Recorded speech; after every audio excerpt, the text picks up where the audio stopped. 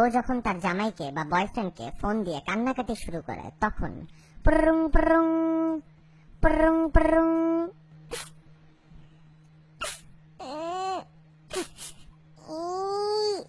কিসে জান কিসে? আমার সব শেষ হয়ে গেছে মফিজ। এই মফিজ শোনো না। জান কিসে? আম্মু কিছু বলছে? না। আব্বু কিছু বলছে? না। আব্বু কিছু বলে নাই। তো বলবা তো কিসে? কাঁদতেছো কেন? জানো কি হয়েছে? আমার বয়ফ্রেন্ডকে জেলে দিয়ে দিছে ওই কুকুরগুলা। এই বয়ফ্রেন্ড মানে কি কয় এগুলা? কিসের বয়ফ্রেন্ড? ওই মিয়া তুমি আমার বউ, তোমার আবার কিসের বয়ফ্রেন্ড? বুঝলাম না। ওই গামজুটি কি আবার ব্যাক করছে নাকি তোমার লাইফে?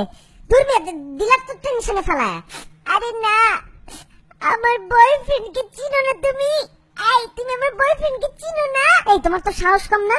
কে তোমার বয়ফ্রেন্ড? আরেকটু প্রেম করো নাকি? আমি সারাদিন অফিস থেকে আর তুমি সারাদিন ফেসবুকে অনলাইনে থেকে এগুলো করো না? প্রেম করে বেড়াও মানুষের সাথে। দূর, কি ফালতু কথা বলো। আমি তো সালমান খানের কথা বলতেছি। মুভিজ, আমার জীবনটাই শেষ হয়ে গেল। ওকে জেলে দিয়ে দিছে, এখন আমার কি হবে মুভিজ? আমার ভালো লাগতেছে না। দূর বেডি, কিসের সালমান খান?